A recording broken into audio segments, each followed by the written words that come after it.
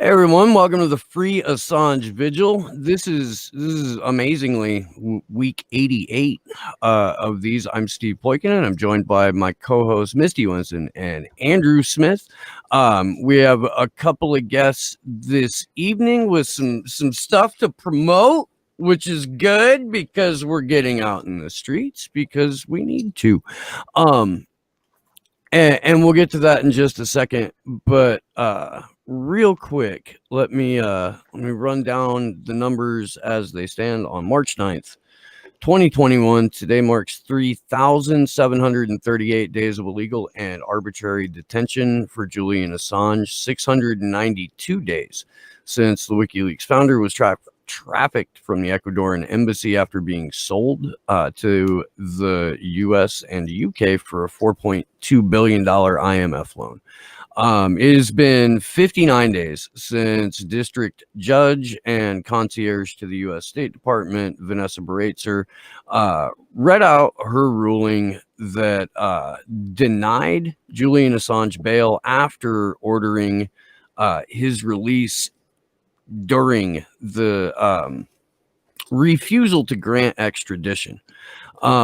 It has been 1,362 days of incarceration for Reality Winner, who again is in prison for no reason.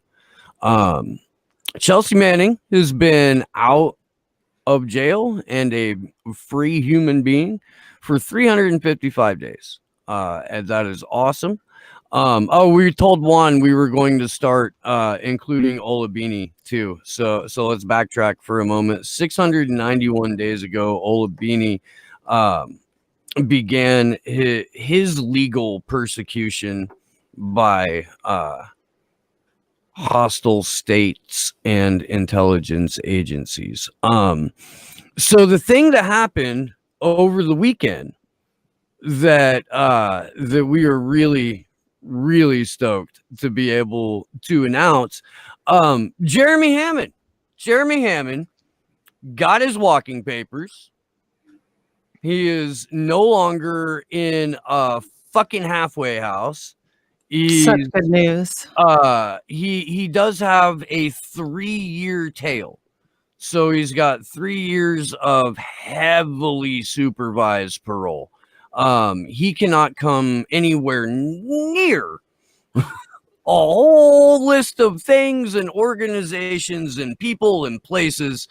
So it'll be a while before we get him on. Because specifically it says he is not allowed to have any contact with civil disobedience organizations, and even like even counting Slow News Day. Like, we just watching the show is an act of civil disobedience. So being on it, I would imagine would violate the terms of his parole. Joining us right now and on short time, because she's got to go to the airport and catch a flight so that she can get ready to come up and see us in DC. The smartest and most frequently correct and certainly best looking half of the convo couch, Fiorella Isabel, joins us from the couch. What's up, Fee? How's it going? It's good to see you. Hi. I'm sure Pasta's gonna have a fit with that. He's gonna be very upset that you said Pasta that. can die mad that you're smarter than he is. He can die mad about it. Oh, Pasta. I love Mindy you, loves you. Pasta, Mindy loves you, Pasta. I love you. Mindy loves you. Did you see, Fee? We did an episode of Fuck Your Faves with Comrade Mindy. I saw that. You guys, that was fire. Mindy and Anonymous. Mindy brought the heat. I had a lot to be pissed off about. There's more. Oh God, I want to be on one of those where you just get to shit talk about all these. Yeah, it's a vent session. Your girl needs to vent every once in a while. That's just what needs to happen. So there it is. Yeah, I mean, as long as we can vent, right? Because who knows how long all of us Yeah. would be on the air. I mean, Right? that's the reality. I mean, it's gotten worse and worse since I was just seeing in the chat right now, they took Jimmy Dore's stream down in the middle of it. He had Justin Jackson on. Yeah. And they took his stream down. Wow. Holy shit. Yeah, that's what everybody in the chat was talking about just as we were getting started, that they just took down Jimmy Dore's chat or Jimmy Dore's stream just Breaking as we were coming news. on the air. I mean, this is like this is why we are under attack. And one of the things I want to say is like, I am telling people who have supported us, like, you know, if you can make it out there, by all means, try to get out there, because we've gotten more and more people to say, hey, we're going to be there, because more and more people are getting censored. It's one thing to see, you know, oh, somebody that you don't really watch and stuff get censored, and you're like, damn, that sucks. And then you're like, then you see another one, and then another one, and then another one. And now it's like, even the favorites are getting censored. Even the really popular people are getting censored, or the people who spoke out in favor of censorship are getting censored. So it's like, are you going to put your money where your mouth is? I was on Hard Lens's second alternate channel today, and just mentioning what we were all going to do, mentioning that, you know, we're going after you guys' action for Assange protests, and saying, you know, we're really trying to put our money where our mouth is. A lot of these leftists talk about going out there and having a revolution and having, you know, a general strike, but they're not organizing direct actions. They're just waiting on AOC and the squad to give them breadcrumbs. And so we want to do something different. And you guys have inspired us, of course, to go out there and pursue this. I mean, you guys, with the level of attention you've given the Julian Assange trial and press freedoms, you have actually affected a wave of people who weren't even as involved. And like, we have progressively gotten more involved in this, and we are being extremely censored even more. The more we started talking about the national security state, the more we started talking about things that nobody else was talking about, the more disliked we were by a vast contingent of progressives in the Bernie Sanders crowd. And I think you guys have sort of followed that along, and the less we were invited on their shows or invited to do any of that. And you guys know this because you've always been pushed out by the cool kids, as you call them. It is very cliquey in independent media sometimes. But yeah, you're right. The censorship's only getting worse. I mean, this is what's really frustrating to me. It's not like they're hiding it. I mean, they're doing it right out in the open. They're shutting down all kinds of content creators and channels and different ridiculous reasons, and you know, and they're doing it just because they're like manufacturing consent for, you know, when they really want to shut down dissent, because once you start you know, like, that's like just normalized. Oh, well, people just lose, you know, they're a private company, so, you know, it's no big deal. And so people just get kind of desensitized to the fact that, no, that's censorship. Like, that's real censorship. I mean, places like Twitter and YouTube, and I mean, even Facebook to some extent, those are like the town square. It's where everybody meets to discuss ideas. And if you get booted out of one of these things, or if you get you know, demonetized or whatever, you know, trying to get your message out is near impossible.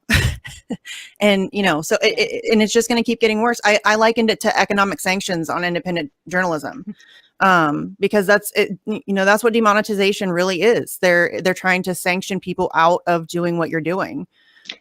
Which is why I tell everybody, please support independent media. Yeah, please. That's an amazing analogy. I mean, I think because that's exactly what it is. Now we're all hit monetarily from being able to do the things we want to do, cover the things we want to cover. And it's like, they know this. They know that a lot of us who are in independent media are working class, and we don't have that, you know, same ability of having these thousands of dollars and getting paid to just actually go and spew the state narrative. And I think that's actually like an interesting, like the perfect way of putting it. So I had Kid on over the weekend and got to talk to him about what happened to Hard Lens Media, and I was like, so dude, you went out of your way to self-censor and they still got you. Did you learn anything? You know, and he's like, yeah, we're going to be even more careful next time. And I'm like, you got the wrong lesson. Yeah. If that's the lesson that people are taking away from this, is that you have to pull back even more. If Jimmy Dore doesn't come out tomorrow and say some shit like, here's Whitney Webb, or I'm sorry, I should have been going harder, because if they're going to take down my live stream in the middle of a talk with Justin Jackson, and I haven't watched, I'm just assuming they're accurately describing what happened with Force the Vote and Medicare for All and shit like that, like shit that doesn't even fucking matter because it's a rigged game. Like that kind of shit. If they're going to take on your live stream in the middle of that and your reaction to it isn't, here's Whitney Webb, or let's talk about the Great Reset, or, you know, I've been doing some research into Pfizer or Moderna or AstraZeneca, and I found some pretty disturbing things that I would like to share with my 800,000, 900,000 subscribers that I feel like might benefit you, you know, to be fully armed with a little bit more knowledge. If that's not the reaction, then everybody's learning the wrong fucking lesson. Agreed. I mean, I agreed 100%. Like, I think for us, it's like we've continued talking more about elections. We just, you know, we're hesitant to tell people to continue going to YouTube. So a lot of our videos that got taken down or completely demonetized, we're telling people to just watch them on Rockfin, censorship free, because that's the place you should be getting it censored. I don't think the key is to censor yourself. I don't think that's going to fix anything, because eventually you're going to turn into something you weren't supposed to be. You're going to turn into pretty much regurgitating the same narratives. And for what? For money? I mean, that's not worth it. I mean, we didn't go into this for money. We didn't go into this for, you know, for any sort of celebrity status. We went into it because we cared about the movement. I mean, the way Pasta and I actually journeyed through this thing is we started with people who were part of the Democratic Party, but were progressives. And the vast majority of those people went back into the Democratic Party after voting green in 2016. They kind of regressed back into the Democratic Party. So we're done with that. I want to cover more stories that are actually out there more. I want to do more of that coverage. And if we keep getting censored for doing that, then that means that, oh, now you are a threat. And I think instead of being afraid of getting shut down, we should try to build other platforms. You know, and like, as much as I want to, we haven't even reapplied for monetization yet, because we're like, we don't even know why we were demonetized, because obviously we're demonetized because we're a threat, but they didn't specify, right? They just said harmful content. So even if we reapply and we don't get monetized, oh well, like, we're still going to continue doing what we do on Rockfin, and we're not going to hold back about the election, which, by the way, the election coverage that we've done has cost us so much, like, strife when it comes to even people we know personally in the progressive left. They completely have just like, oh, you're a right winger and this and that. Like, it's crazy that people who know you all of a sudden, like, because you're covering something from a more nuanced perspective, they completely have shifted their whole attitude. And I think that tribalism is what is hindering the left from being able to have like a large working class movement. And you saw what happened with MPP. You saw what's going on with the Green Party. None of this shit is going to be achieved by playing electoral political games. We're going to have to actually do what you guys and what we're trying to do, is actually go on the ground, build a movement, build connections with a mass movement of people, and then demand things that way. They're never going to give us power. Yeah, and not only are they censoring you, sanctioning you, they're also now attacking you with more smear articles. Right. Like coming out of the Daily Beast. Do you want to like talk about that a little bit too? Because that just kind of adds to the extra level of bullshit on top of the sanctions and on top of the censorship. Steve described it perfectly. What did you say? This is like a Twitter thread. Yes, it was a hit piece masquerading as a Twitter thread. Yes, or no, a Twitter thread masquerading as a fucking Twitter thread masquerading as a hit piece. Yeah, yeah. I did, just a fucking dead ass, like it did. It looked like someone's like revenge drunk tweet where they were just trying to pull every fucking trigger word imaginable out of their ass and throw it onto the page. Like, I really am. They could have been more successful and used up less words if they would have taken a crayon and written enemies list and like, you know, wrote down a couple of people's names. It would have served the same purpose.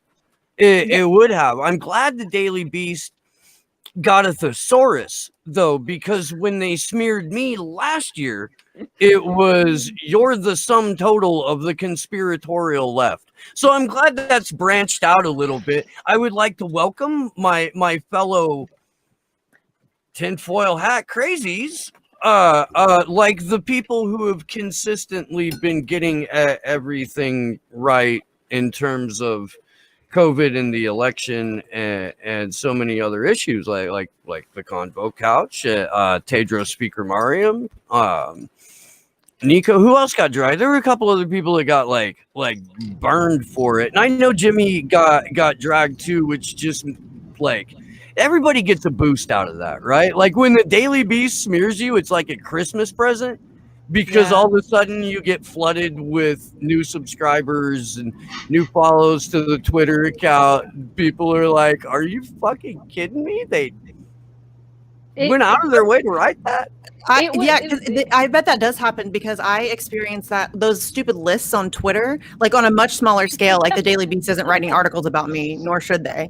But those little stupid Twitter lists, like those, seriously, every time somebody puts one of those up, I get new Twitter followers. And I'm like, I send these people a fruit basket, like, hey, thanks. I appreciate you. Like, you know what I'm saying?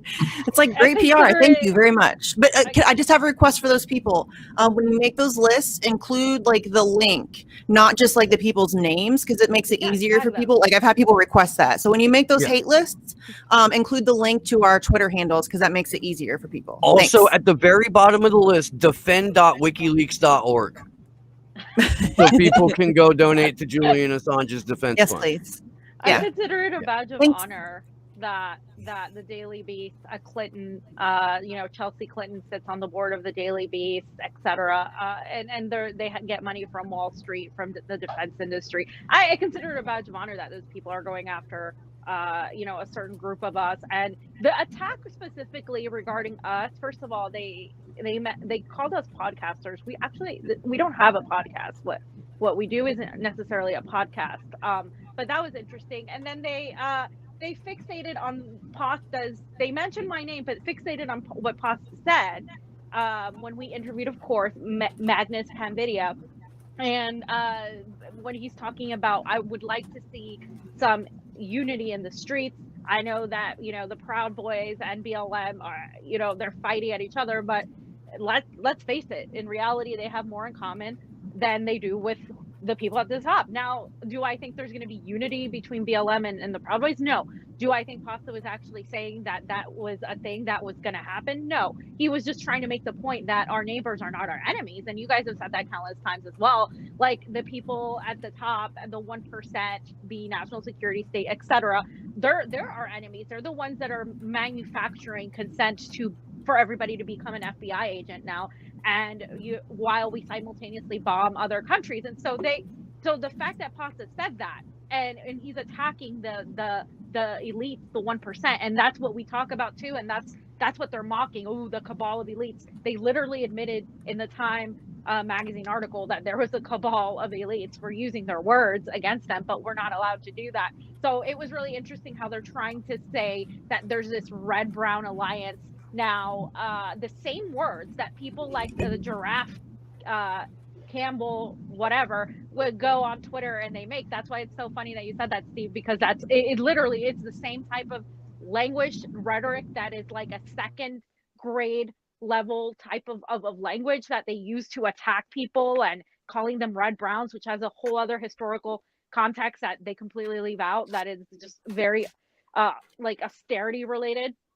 And it just made me laugh, because I'm like, this is what you guys come up with. This is that we're talking about uniting the working class, and they're painting the Boogaloo Boys the same thing as the Proud Boys, and it's just we're used to these attacks. So it was kind of like, oh, okay, so you're just doing the same thing that people who already hate us believe in already. Okay, great. Like, what else are you going to do? Like, now you just give us more credibility in the sense that we must be doing something right to be attacked by a neoliberal think tank, right? Like, that's, and every single person there, for the most part, that was attacked, it was done in such a way that was like such terrible writing and such terrible just use of so many words to say very little, that even the people who don't like us were saying, hey, this is actually a really bad article. So that was pretty funny.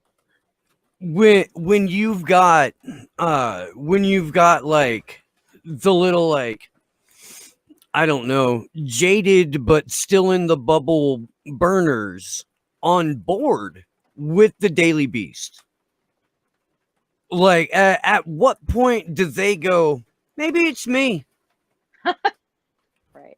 You know, and it's just, this is why I call them neoliberals in training wheels. This is why, because they're the same shit that these idiots have been throwing at us and at you guys for, you know, the last couple of years now.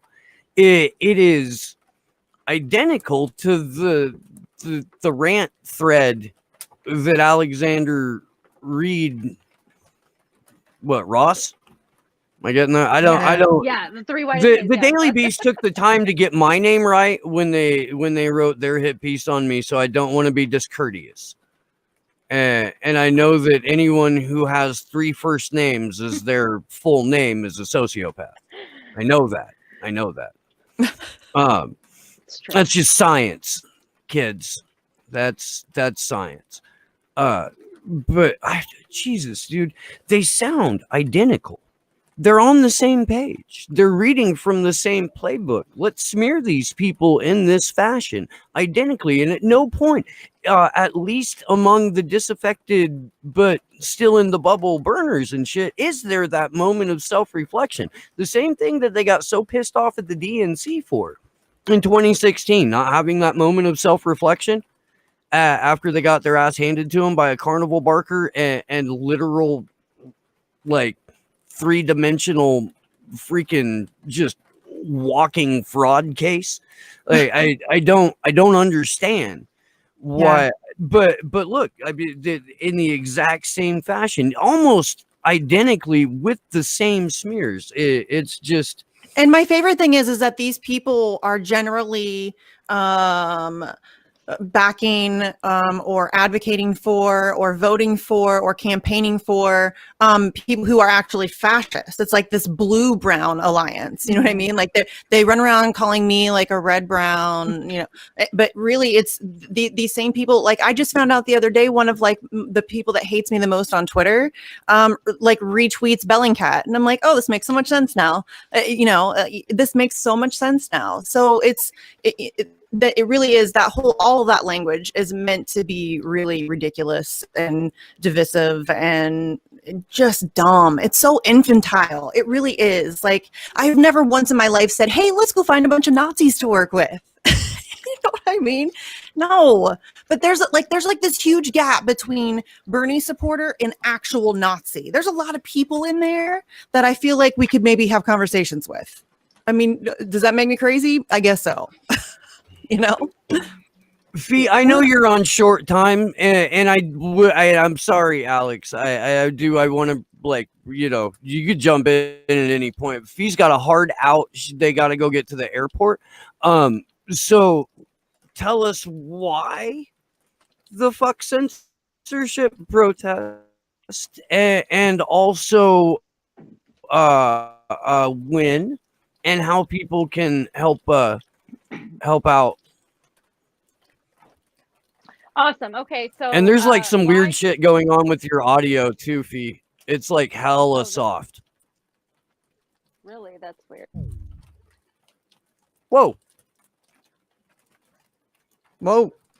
She just like totes my goats hung she up. Blinked out. Yeah, she did.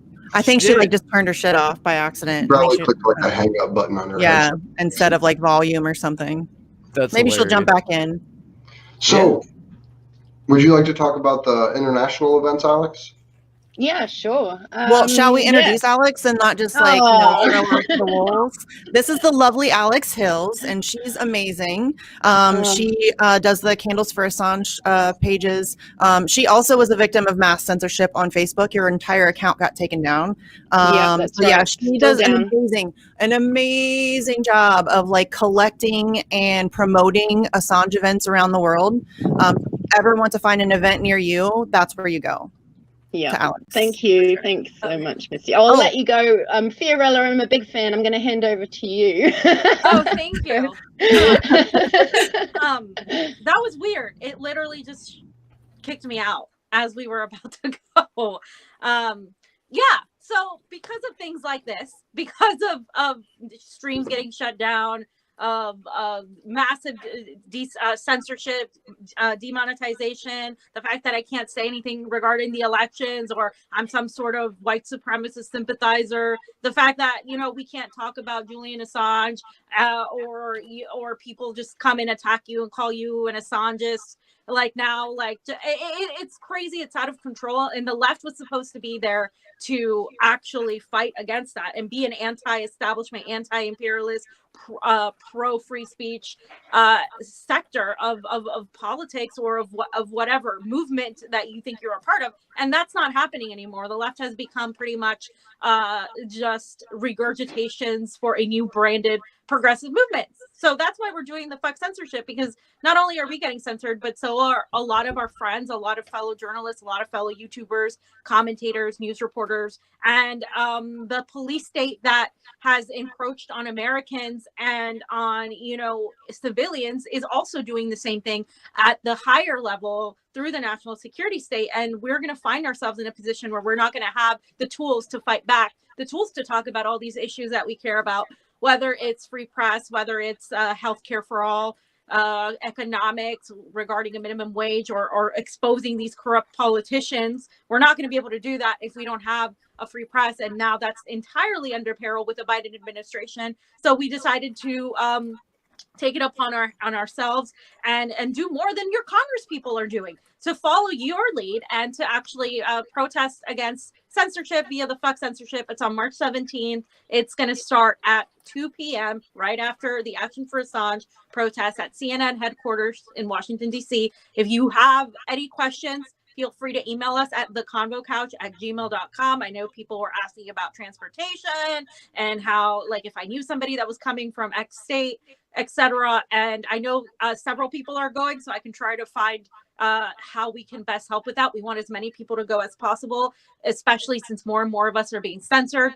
And I think this could be the start of many protests that we should be having for whatever issue. I mean, if there were other protests happening that day, I would go to them too. By all means, like this is the start of what could be a massive movement, and we have to do this. Nobody else is doing it, so why not? Why don't we lead the way and do it? So again, we can you can find us at the Convo Couch at Rockfin. We're still on YouTube for now, but who knows how long that's going to be. So I encourage people to go to Rockfin and subscribe to us there. You guys can find all of us there.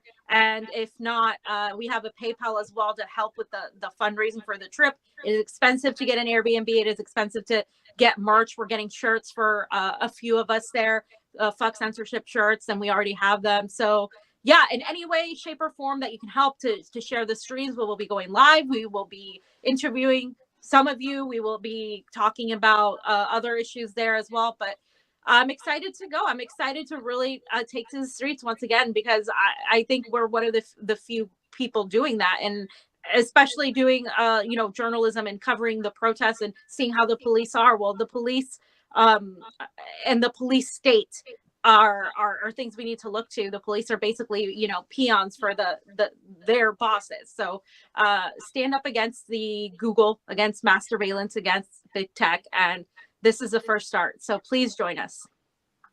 Can I just clarify, wasn't it the 18th of March for the censorship one and the 17th for the Assange action in DC, or is it changed? They're on the same day. They're back to back on the 17th. So ours starts at noon and then theirs starts at 2.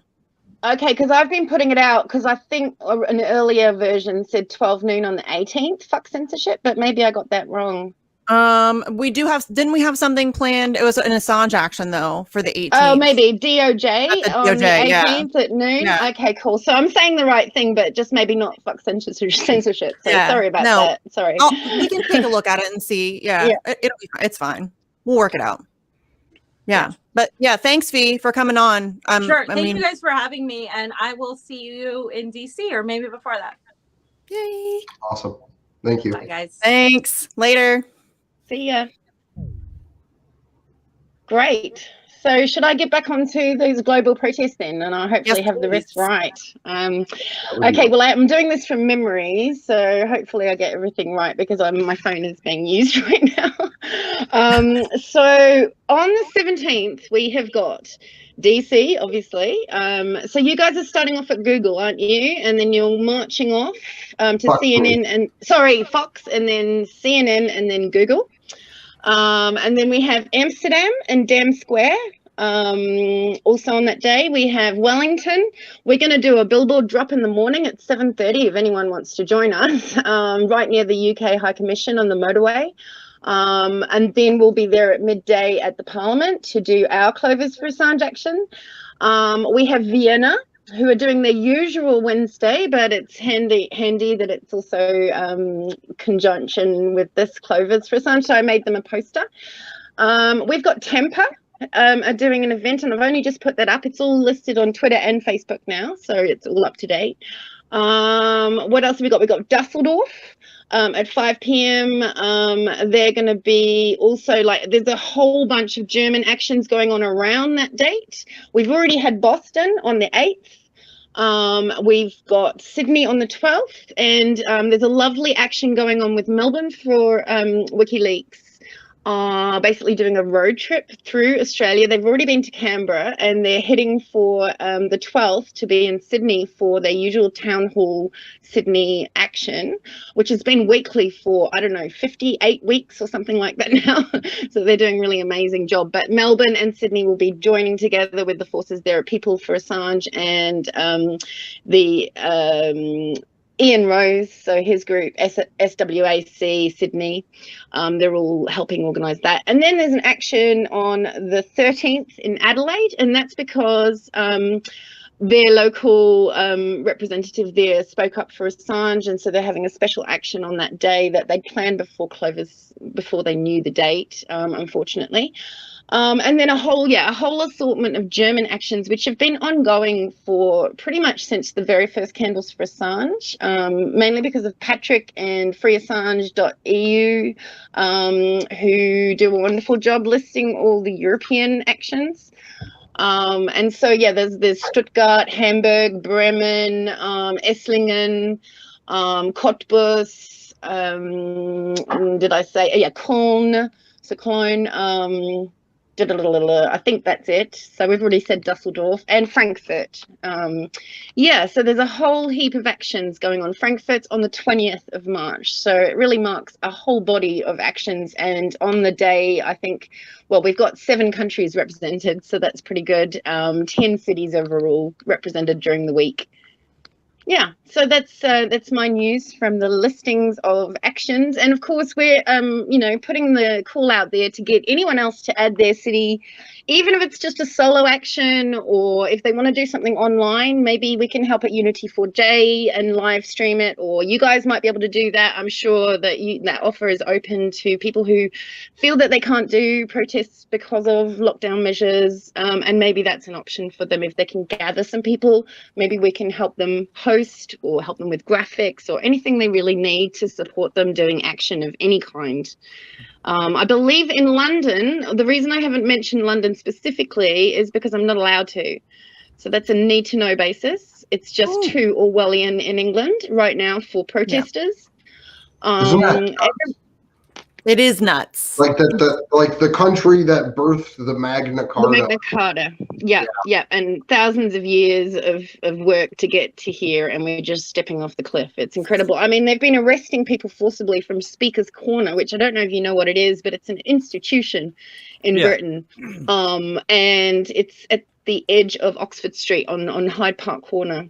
And there've been terrible actions there, and very, very hypocritical actions where they don't arrest people on certain protests, but then they count 110 or 101 people, and then it's like, this is Melbourne, all sorts of places are having this kind of Orwellian stuff going on. So I know that, in New Zealand we've got a lockdown too for, I think, what amounts to 2 or 3 cases, potentially, with 60 questionable contacts. So, we're all in shutdown in Auckland here. So that's kind of put a blanket on any kind of action there. But we're doing it in Wellington because we're just at level 2. So, so there's horrific things going on in London, and I know they're planning an action. No one wants to put their head on the block to say that they're organising it. There have been other mentions of doing things like putting yellow ribbons around trees when you're walking around doing your exercise, anything that you can do to just get that word out, putting up posters or anything like that, chalking. So yeah, I think London will be doing something, but we just won't know till the day. Yeah, they'll definitely be doing something. What? Sorry? Did you mention Boston? Because I'm pretty sure. She said that they on just the did an 8th. event on the 8th. They've done it. I think they're doing one on the 17th too. Oh, really? Okay, I need to get updated on that one because my understanding was they were just doing the 8th. So, yeah. I think they said they were going to do something. I could be wrong though. Yeah, we can double check it, but I'm pretty sure they said they were going to do something the 17th too. Yeah. But we'll check. There's so many to keep track of, which is good. Yeah. That's good. Yeah. Yeah. I'm impressed with your memory. Seriously. I couldn't do the times and all the places. That would be too hard. But still, but really, a good site for Europe to check out is freeassange.eu. It's really wonderful listings. It does have an English option in there, although sometimes it's still hard to read some of the stuff. But they are covering all those German actions, which are too numerous to even begin to mention, but they've been ongoing for like a year more. Yeah. Nice. Go Germany. Right. I love seeing that country stand up and say, like, we're not going to watch this happen and just sit idly by. Yeah. Yeah. Well, they would know. They would know. They know. Right? They recognize this shit. You know what I'm saying? Yeah. And that's why the freedom rallies have been huge there. And you've got the Barrington Declaration coming out of there. And, all sorts of good movements going, hopefully, to get the truth out. Yeah. Yeah, it's amazing that we have to fight this hard for truth. It sucks. Well, and that's kind of what Fee was talking about too, but what we're seeing now that we really haven't, I don't know, either in a very really since something like Occupy, which had so many different facets of people supporting it. But we're starting to see now, people going, maybe I should take my activism and use it to support a thing, instead of this political party or, and when people can come together, when everybody's individual issues, as soon as people start to realize that we can't even communicate these without a free press or a free and open internet, nobody's gonna even be able to know the thing that we're talking about because it'll be that shut down. When that happens, then the convergence of all of those groups is going to be a wonderful sight to behold, and I can only hope that in this period of accelerationism, and I think it is, I see it all over the place, or just because everything has happened in the last 5 years at such an accelerated pace, just by general basic reaction, everybody else's urgency is sort of stepped up too, and it's you're met with drawn out resistance politically. Sometimes you're met with immediate resistance when it's an individual cause, but sometimes that resistance is all for the purpose of taking away more rights down the road. You know, oh, we had to beat up the protesters. That's why we have to criminal test now. Oh, and they're doing it right out in the open. Kentucky wants to make a law that makes it illegal to insult a cop. Are you kidding me? What is happening? See, this is what I'm talking about. It's right out in the open. They're not even hiding it. Like, it's full frontal assault on the First Amendment in broad daylight, and everybody's just like, you know. Right. Oh, right. No, let's spend 18 handing First Amendment. Oh no, let's make a huge deal out of politicians not doing the thing that they ran on. Let's talk about Meghan and Harry and the racist colonialist royal family. Like, ooh, big shocker. A bunch of racists. Who knew that a bloodline-driven, open practicing eugenics Nazi family was gonna have a problem with the half-black daughter-in-law? Who knew? Who saw that coming? This is my shocked face. Video of the Queen of England being taught the Nazi salute in 1933 by her uncle. Yeah, it's fine though, you guys. If you've ever seen one, I mean, it's ridiculous, particularly for the royal family, particularly for what's coming out in the human trafficking, pedophilia world. You know, you've got the other guy in Canada. You've got so many cases now, and I think it's all the heat's going back on the royal family. It's probably why we're hearing a lot about another story. Meghan and Harry just seem to be deflectors to me. Deflectors. And nobody's going like. They'll tell you that, you know, they'll tell you nice things about Prince Harry, and this is about to get sympathy like for them and shit like that. Prince Harry, against everybody's advice, went to Afghanistan twice because he didn't get enough killing the first time. Like, yeah, I don't know what to tell you, but there's no good guy in this situation. Jimmy Savile was supposed to be, or nominated to be, or asked to be Prince Harry's godfather. Jimmy Savile. I mean, the BBC sent children to Jimmy Savile as well, knowing exactly what he was for a decade. Yeah. So, I mean, like, it's but believe them when people they talk still about believe it. So, yeah. It's amazing how they're able to do it seriously, like kind of right out in the open. And just nobody pays attention to it because they control what you hear and what you have access to as far as information. And you know, journalists. I mean, what journalist is going to take that on until it's, you know, kind of a too obvious to ignore kind of a thing? Because that's, I mean, that's dangerous to talk about those kinds of things. Really, I mean, we see what happens to journalists around the world. I mean, we see that. We see what's happening to Julian Assange. Like, these are scary fucking people, and they're complete psychopaths, all of them. Complete psychopaths. That's like not, I don't think that's an unfair thing to say. You don't reach that level of power without being not a good person. You just don't. Not in the system we have right now. It just doesn't happen. You can't. Well, I'm pretty sure you have to have blackmail fodder if you want to be in a position of power anywhere. I mean, really, if you want to get to any high level in anything, there has to be some blackmail fodder on you. Whether that is pedophilia or human trafficking, doesn't have to be. It can be anything that would bring you to your knees, you know. So there you go. This is why we have psychopaths in power, and we reward them for such. Well, there's only two roles at that point. It's blackmailed and blackmailer, right?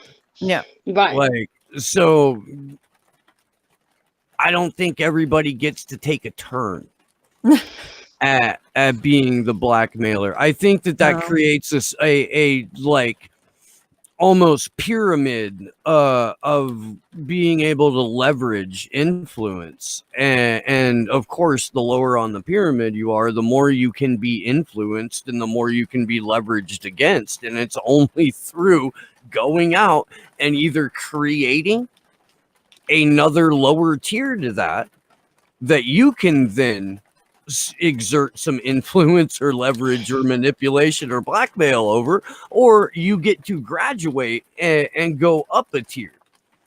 But it's at no point is there not somebody being exerting some sort of malicious coercive influence, period. Full stop. That's your government. That's the World Economic Forum. That's the royal family and everybody in their sphere.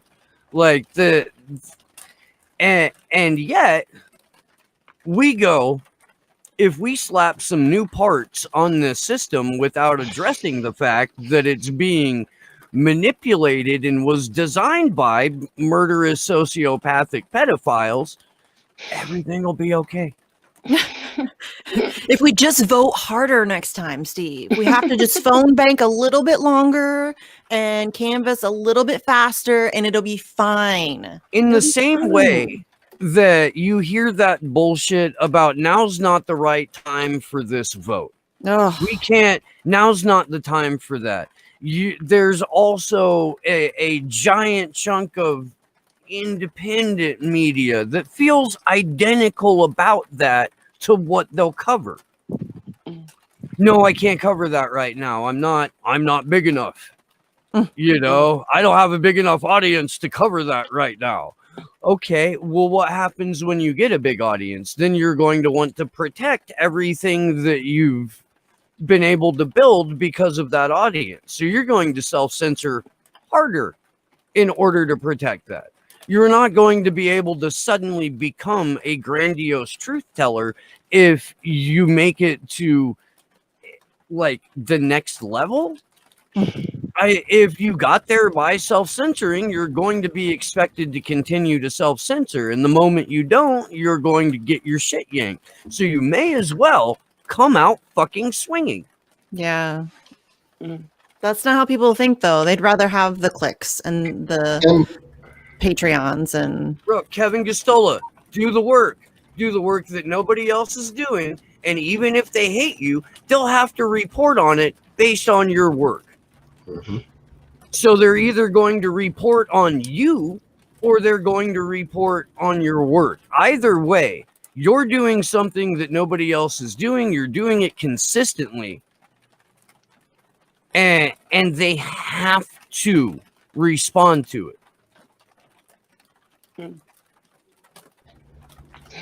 Can we show the video of Jeremy getting out of prison? Yeah. Yeah. If somebody wants, if you can share it on your screen, I can share. I got it all. Let me.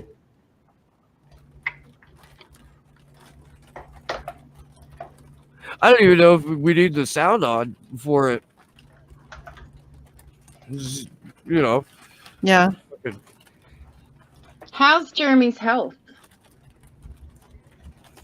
We don't have a lot of specific information. We just have like the general pale.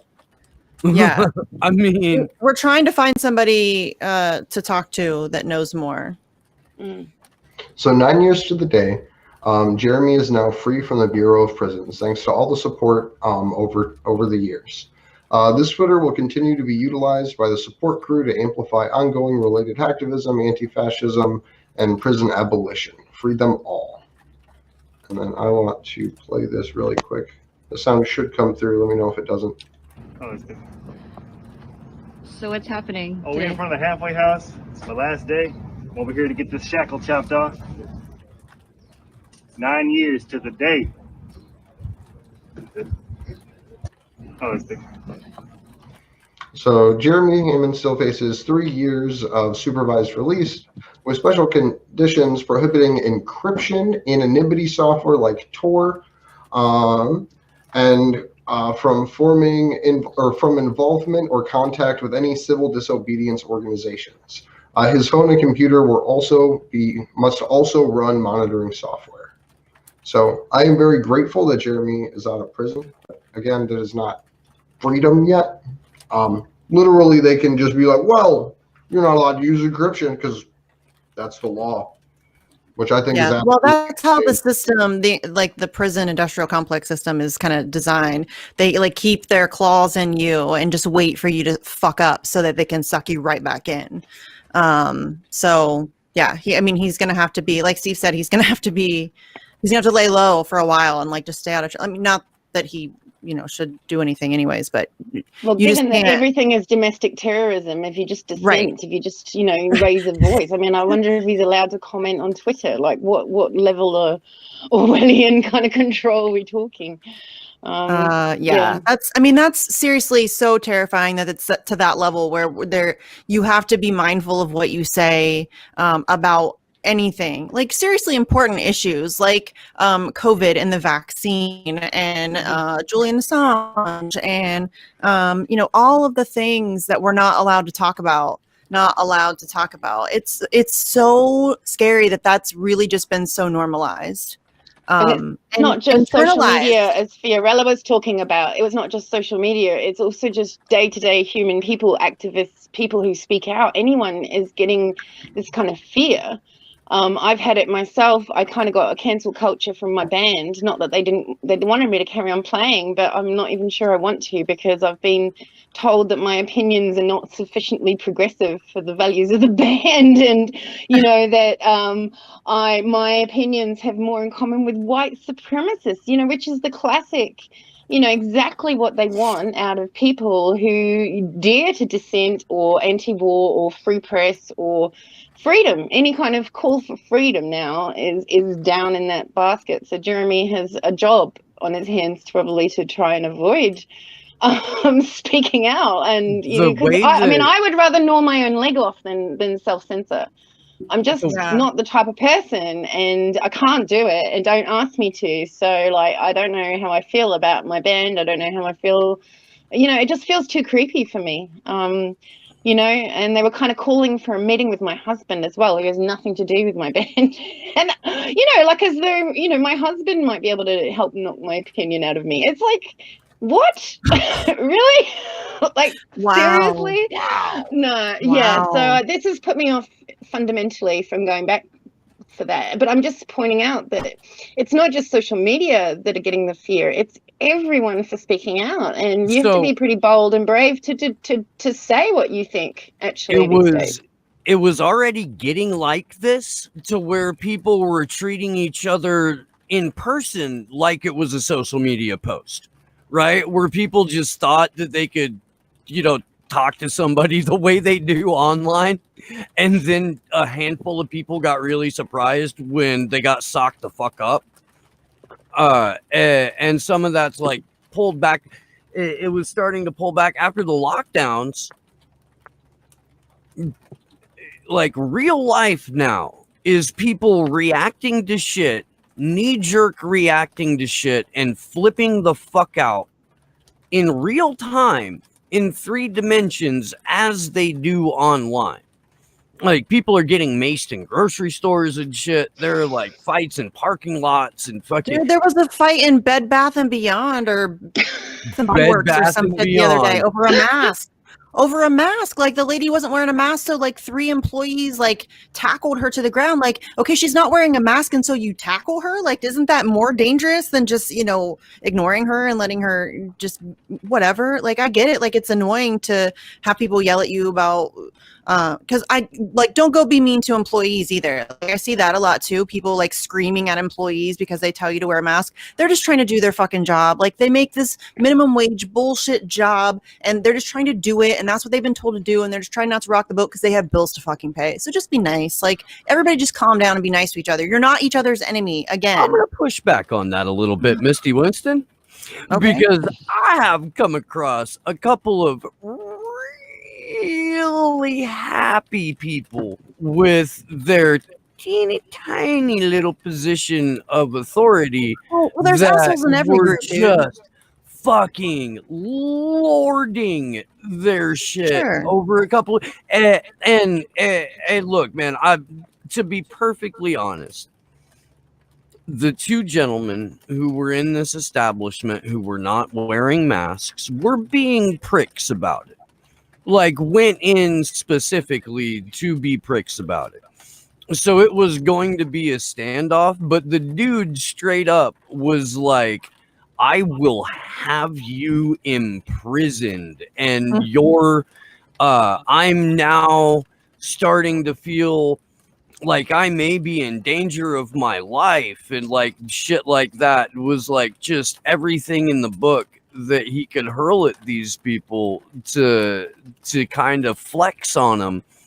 And I've seen a fair amount of that. And you're right, dude. If people would just back the fuck off and like chill, Yeah, like we everybody wouldn't take a be in this breath, spot in the man. first place, because people would have realized that when the World Health Organization and the CDC say that you have to have a 6% global rate for death rate for something to be a pandemic, and we don't have that, they would have gone, well, that's nonsense.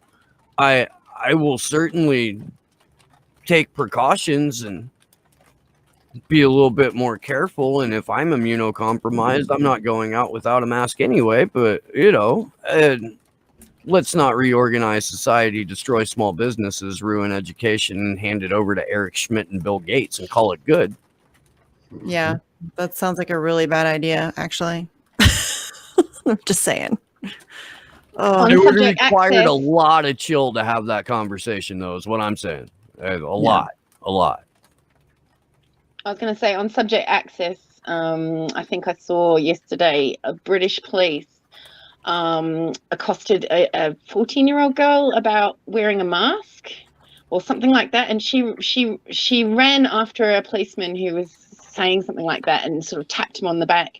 And the next bit of film you see of the police, they're carrying her limp body into the back and chucking it in the back of a paddy wagon. And this looked like barely 14. I don't even know if she was 14. And they were at her for not wearing a mask. It just begs belief. And I heard a story about a 1-year-old on a plane. I mean, Yes. people are not using their brains, and it's like Karens and normies, World War III.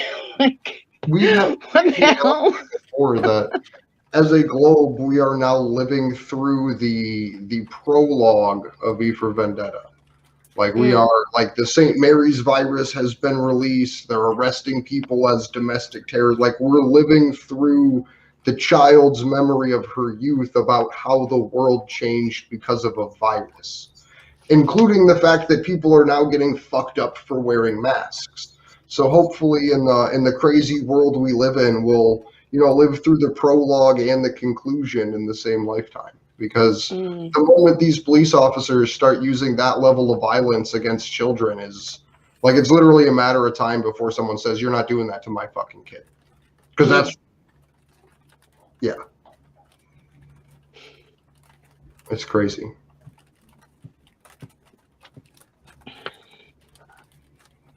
dead air. Sorry, I was reading chat. Trying to. I always feel bad when I neglect the chat, but I always neglect the chat. I'm terrible at this. So we have kind of a video night lined up. We have 2 pieces. One of them was an interview that Taylor did recently. And the other one is a senator from Tasmania, I believe, something like that, in Australia, an Australian senator that gave a speech on the floor, specifically appealing to Joe Biden. So we have both of those. And Merrick Garland.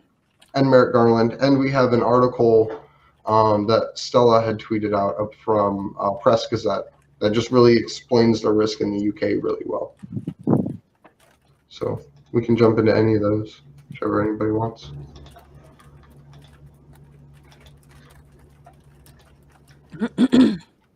We can start if you want. We could do, it's about 10 minutes, the video that you had sent, Misty. Yeah, it is kind of long. If you just, I mean, we don't even know if we need to watch all of it. She's got a clip up. She's got a clip out on Twitter. Who? Taylor? Oh, no, we're talking about the other something one. different. Okay, Yeah. I was going to say the question about Julian and Colonel Larry Wilkerson's answers in a clip, I believe. It is. I have the full thing because there was 2 questions she actually asked him about it. And she clipped the one and the other one. Well, let's check those out. Pull those up, Andrew. Yeah. And then we'll see where we're at on time and stuff. And yeah, I don't think we need to watch the whole 9 minutes of that dude, but it was a good speech, and it was cool that he was specifically calling out Joe Biden and Merrick Garland. And Yeah, that was dope. That guy's been pretty solid for a while, so. Screen share.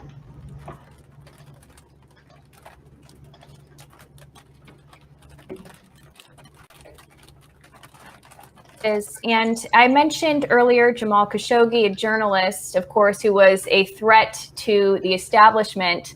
Another journalist who has also been a threat to the establishment is WikiLeaks founder Julian Assange. It's a case that I've covered very closely.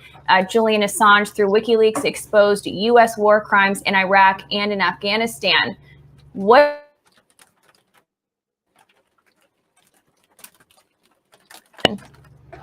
Just like anyone who exposes the dirty underwear of the empire, they're going to be pursued.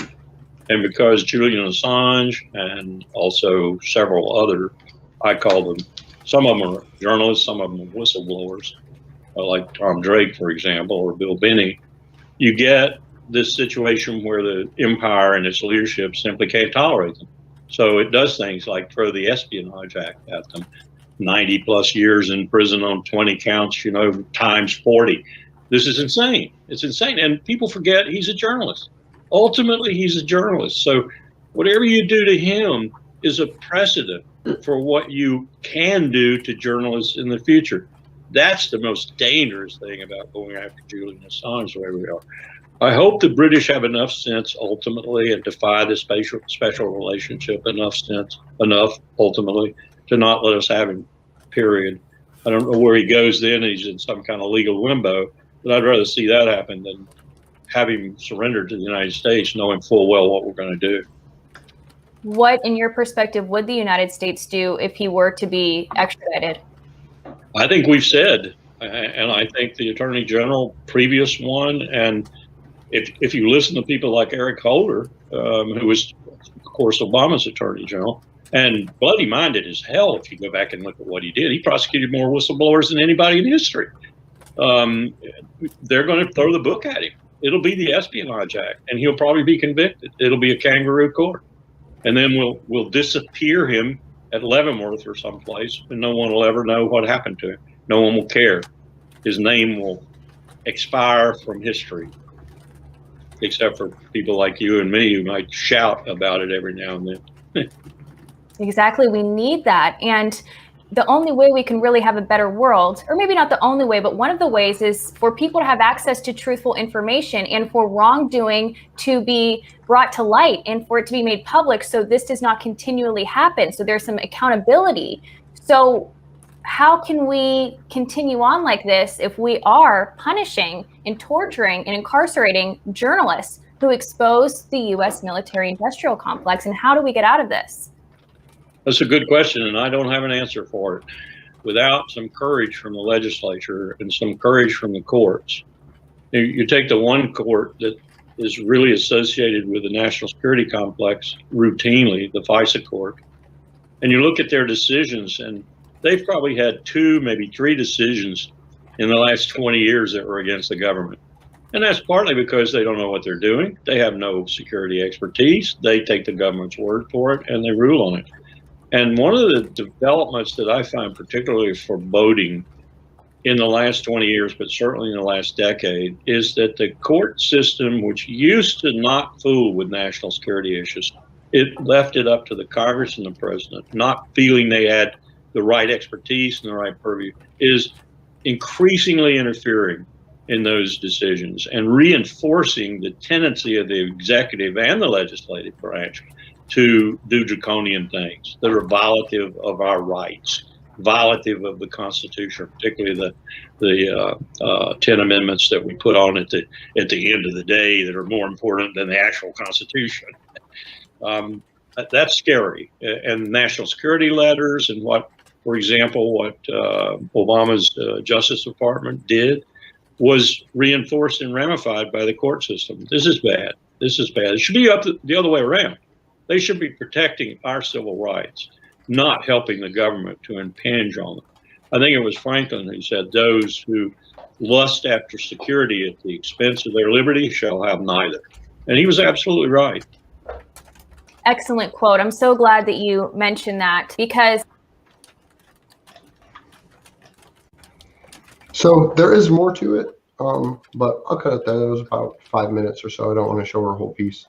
Yeah, so dude just said that it's going to take courage from the legislature, and that's not true. It's going to take mass public pressure to make these people do the right thing, because there's no courage there.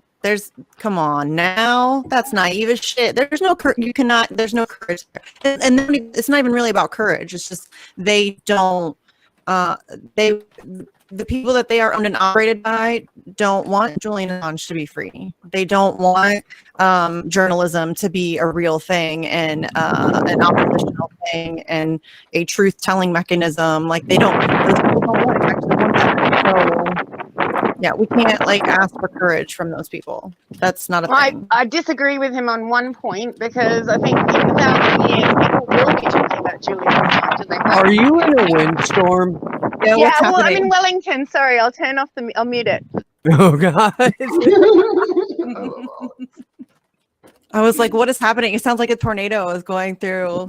This is normal Wellington, okay? This is a normal day. Got it. That's funny. No, that's fair. That's fair. Yeah. It's pretty windy in Ohio too. At least where I live. It's kind of annoying. But yeah. Good for sailing though. Good for sailing. There's no sailing in Ohio. Well, there's a lot of sailing here. Yeah, no. Ohio's not a lot of fun. Yeah, I have to go like 20 miles to get my ass kicked by the ocean coming right off of the wind, whereas I merely only need to walk outdoors to get my ass kicked by the wind coming up the canyon. Yeah.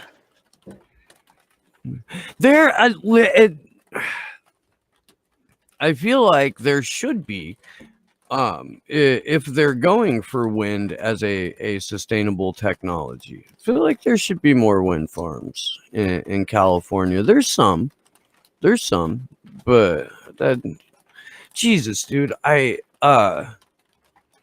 was driving into Santa Cruz the other day, or I was driving up the west side of Santa Cruz, and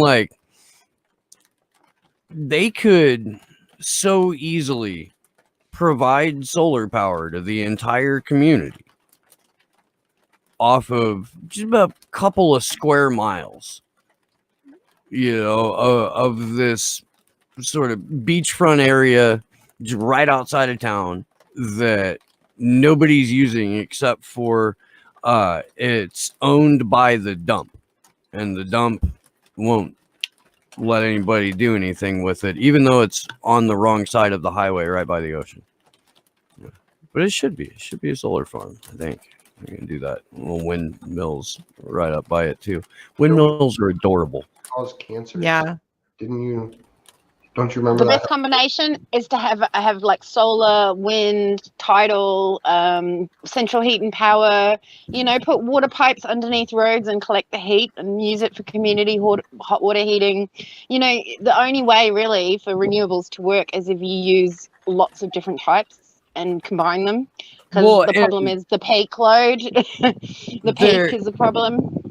There isn't a readily available, mass producible way to use sustainable anything down the line from the initial sun hitting the panel. Even the panel, in a lot of cases, is a petroleum product, because the two largest manufacturers of solar panel in the world, British Petroleum and either Shell or Exxon, I can't remember which, but yeah, they take about 10 years, depending on the climate. It takes about 15 years to pay back the embodied energy that's contained with the PV. So that makes them really on a negative until they've lasted that long. And the problem is not all of them last that long, and they're not optimally cleaned and kept, maintained for their life. So this is the issue, that we can't fully rely on solar, we can't fully rely on wind, but obviously with a combination of all these things and other ways of, dealing with our energy use, like building with hempcrete, like you can retrofit houses with hempcrete and avoid all your heating bills. But the building rigs in general in the Western countries are actively against that kind of self-sufficiency. It seems like, from what I can gather from the rules around the world in terms of architecture. Yeah, it's a pain. In terms but of yeah, everything. that would make a big difference, because I mean, in New Zealand, you're allowed to build sheds as houses, and 90 mil thick timber is all you need with a bit of weatherboard, and it's just shit. It's just, you know, and the things that would make it breathable that we're not allowed to do, you know. So it's just, it's as though they were acting against those things, all the while things like the Great Reset are pretending that's going to be on the foremost of everyone's mind, but it's just the opposite. We're gonna get the opposite. We're gonna get brand new theaters of war coming up too. Finally, out of the desert and into the South American and Central American jungles, because they're mandating electric cars by like 2030, 2035, something like that. And all of those batteries currently are lithium. And Bolivia. That's Bolivia, isn't it? I mean, it's one of them, yeah. It's one of them, yes. That's the one Elon Musk has a hard on for. Well, Elon Musk's lithium comes from Afghanistan. So he doesn't care who they coup in Bolivia, because he got in on that sweet Afghani lithium at the early 2000s prices. You know, that's when he made that lithium work for him. It's nuts, man. It's nuts. Written into the 2020 NDAA is a little section about the race for rare earth minerals and the US's declaration for supremacy in the possession of and obtaining of rare earth minerals. Christ. We are the terrorists, y'all. Hate to tell you. Well, and we're complicit with you in the Five Eyes countries in Britain, and I think Britain has a lot of a role in it as well. I don't think we should just put all the blame on America. I think that if you look at a lot of the disinformation that's controlled by England. I mean, if we look at Bellingcat, Reuters, BBC, the latest stuff, the Integrity Initiative, the Russiagate, the anti-Semitism, I mean, you name it. If it's gonna have a war or sanctions attached to it, they'll sell it. So yeah, Britain is very complicit in this, and it's I mean, it's a globalist agenda. We know that. It's so obvious. Yes, and I mean, they're pretty upfront about it.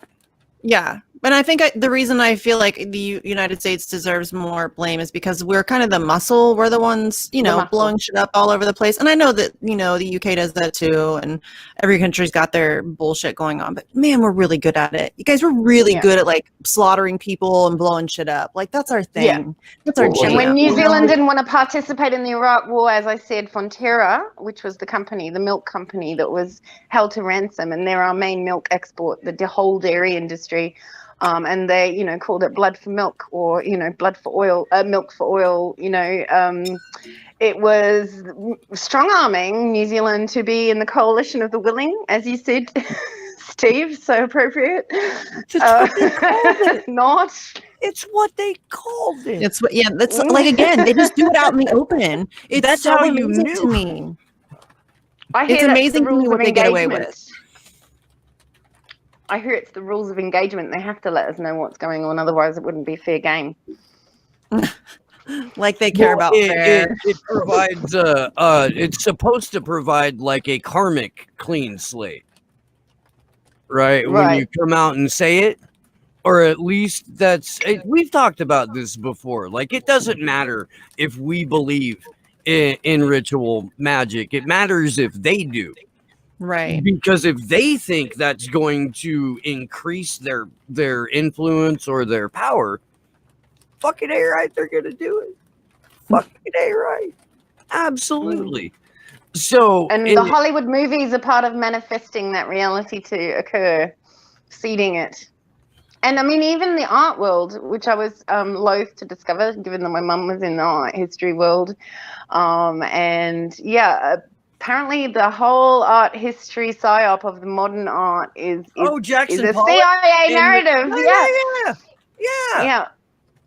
If you Yeah, guys my didn't mum know spent a modern long art, time fighting that system, and it really hurt her. I mean, she's got dementia now. I don't know if that's partly because of her workaholic tendencies or whether it was because of the stress of that job, but yeah, she was fighting up against crap all the time. There's propaganda everywhere.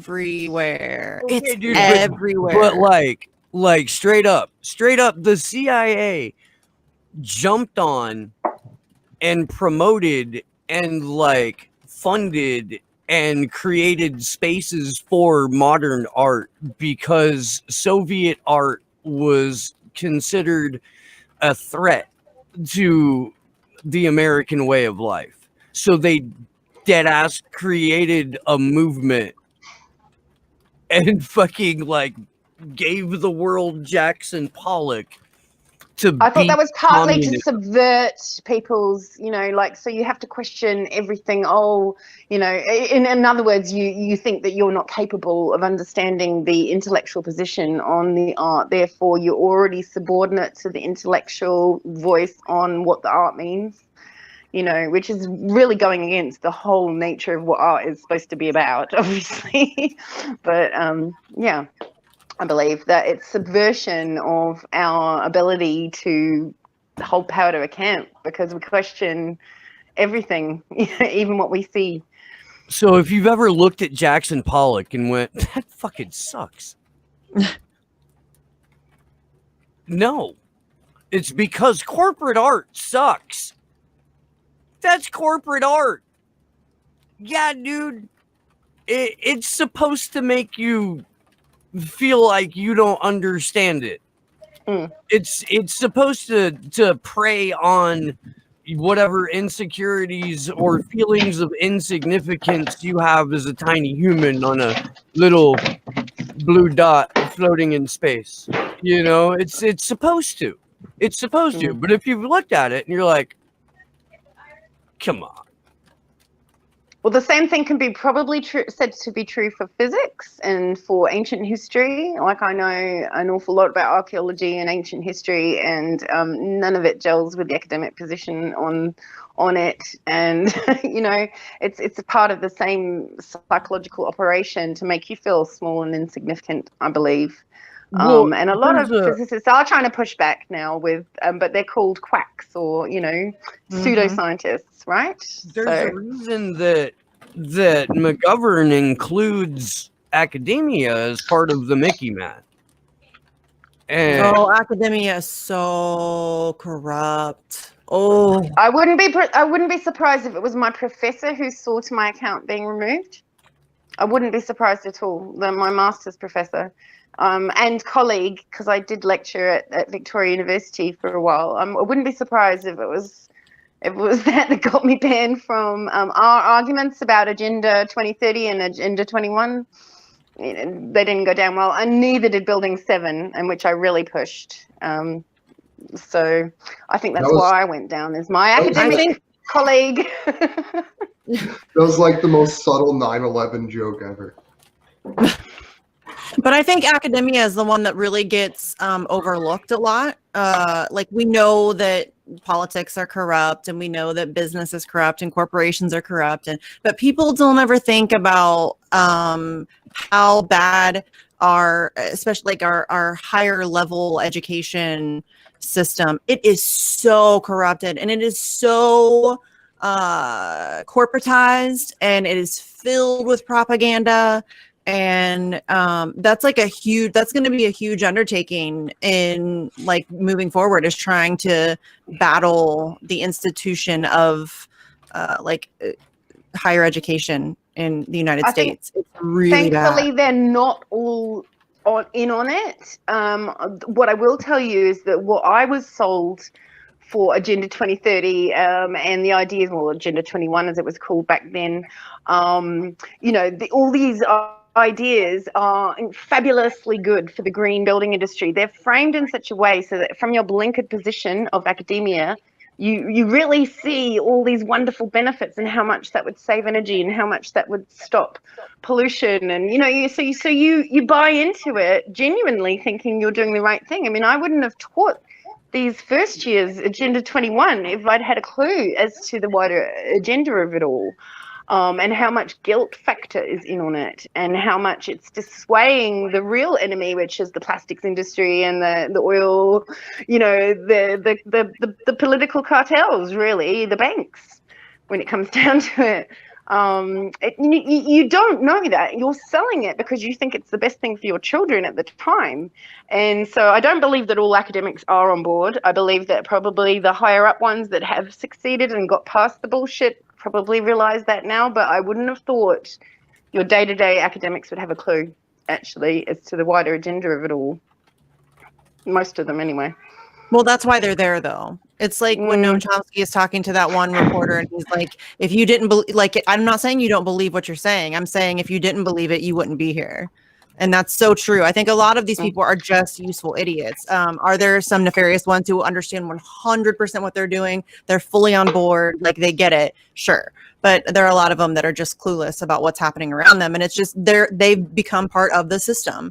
They're just another cog. They just have acclimated to the way things are done, and they don't question it, and they just move about life, not questioning anything at all ever, or why we do things the way we do, or any of those things. So, and it's not worth their job to question it. So the incentive and the funding that comes in is not, and in fact the funding model that most universities operate under, at least in this country, is just abominable for most topics. I mean, but particularly for my one, because you're expected to do these scientific papers, and that's, output is got to be, you got to have this many journal publications in peer-reviewed journals, but that is not something that architects or teachers or musicians do.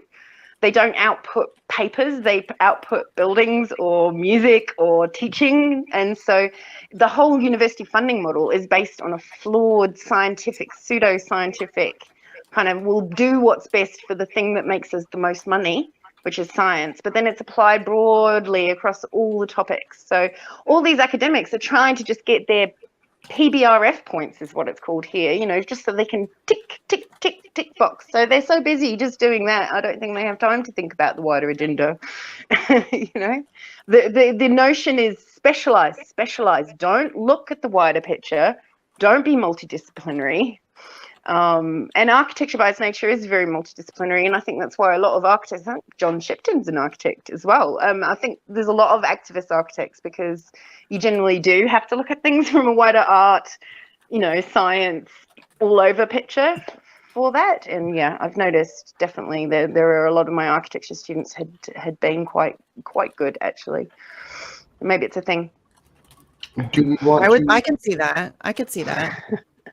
Because I think it does take like a certain kind of thinker to be able to look at a broader picture and not get tied up in like the little stuff that they kind of force you into a corner on. So yeah, I could see that being a thing. Do we want to get to the speech on the Australian Senate floor by Wish Wilson?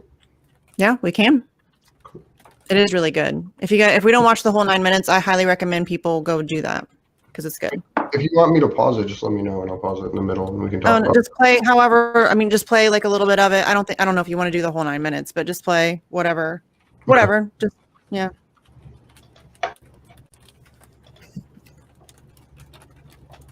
Senator Wishwood. I'd like to make a heartfelt appeal tonight, speaking in the Australian Senate chamber, to US President Joe Biden and the new US Attorney General Merrick Garland. Firstly, Attorney General, congratulations on your recent appointment. My appeal to you is to prioritise, review and walk away from your appeal seeking the extradition of Australian award-winning journalist and WikiLeaks founder Julian Assange. While I understand the US Department of Justice recently decided to appeal the UK court's decision not to extradite Julian Assange, I also understand it would have been very out of the ordinary for an acting Attorney General waiting for a new Attorney General in a new administration to stop any high-profile case before they started. I also understand the US prosecutor in the Assange extradition case recently said there is division within the Department of Justice on proceeding with this appeal. So this is a decision I hope you will no doubt be reviewing and contemplating shortly. Gentlemen, after Judge Vanessa Baraitser on the 5th of January this year accepted all your prosecution's substantive arguments for the extradition of Julian Assange, legally and politically speaking, you now hold the high ground. You won your moral victory. The judge also made it clear by rejecting extradition on mental health grounds that Julian Assange is a broken man and extraditing him would be paramount to murder. You can now stop this extradition appeal with a stroke of a pen. I and many others are asking, why would someone so powerful continue to pursue a sick, broken man? It looks very personal and very political. The full resources of one of the world's great nation states intent on the destruction of one man. That is hardly fair, now is it? My fellow Australian citizens may be many things across all political colours, but we all have an innate sense of fairness. Pursuing Assange will be seen as an overreach. The chorus of voices from around the globe are echoing this. If you proceed with this appeal, you will risk undermining your legal judgment and your high ground, certainly in the court of public opinion. And if Mr. Assange dies in prison, you also risk a significant backlash, not to mention martyring him. If you succeed in any appeal and he faces trial in the USA, you risk the actual trial being on the real and existential threats to press freedom, the First Amendment, and much, much more, rather than the alleged espionage activities of Assange and WikiLeaks. If you drop this extradition treaty now, your sword or the prospect of another extradition, or worse, will hang over Julian Assange for the rest of his life. You get to have your cake and eat it, politically speaking, if you walk away now. You have made your point. Gentlemen. I'll pause it there, but it gets better and better and better. I'll drop that link into chat for everybody. That was 4 minutes of about 10-minute speech. Again, this is Senator Wish Wilson from Tasmania speaking on the floor of the Australian Parliament. He does a really good job of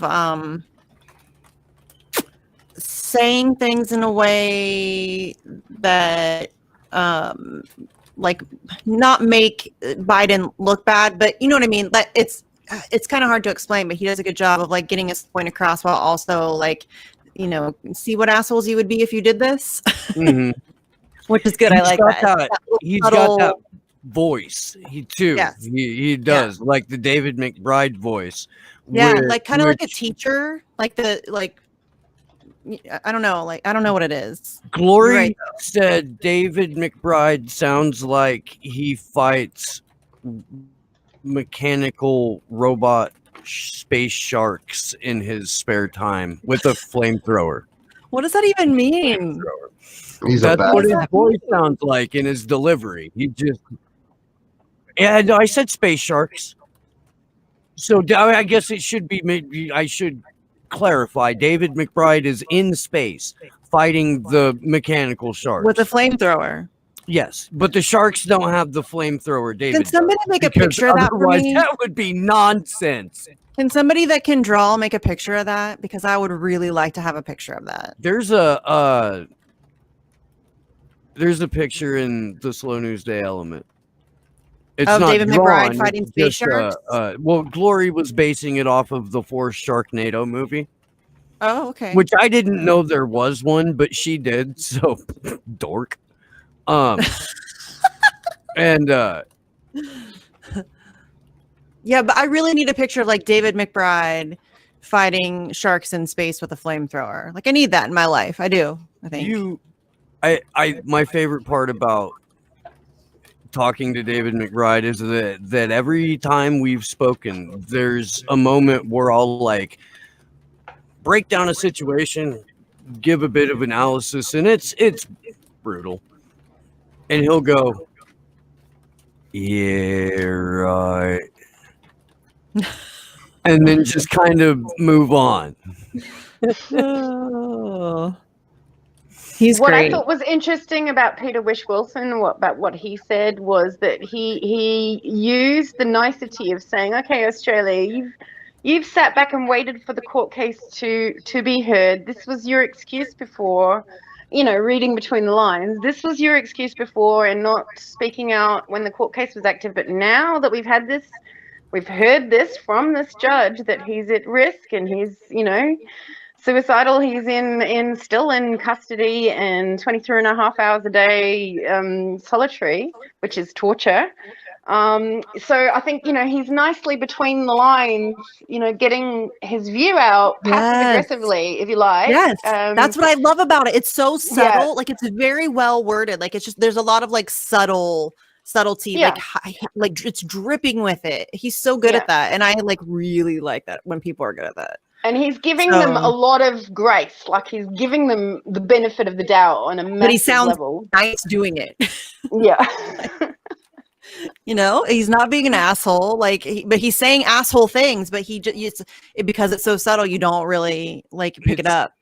It's like I mean, that's what diplomacy is.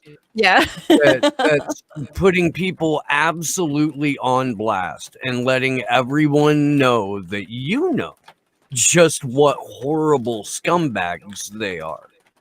But for the look of the thing,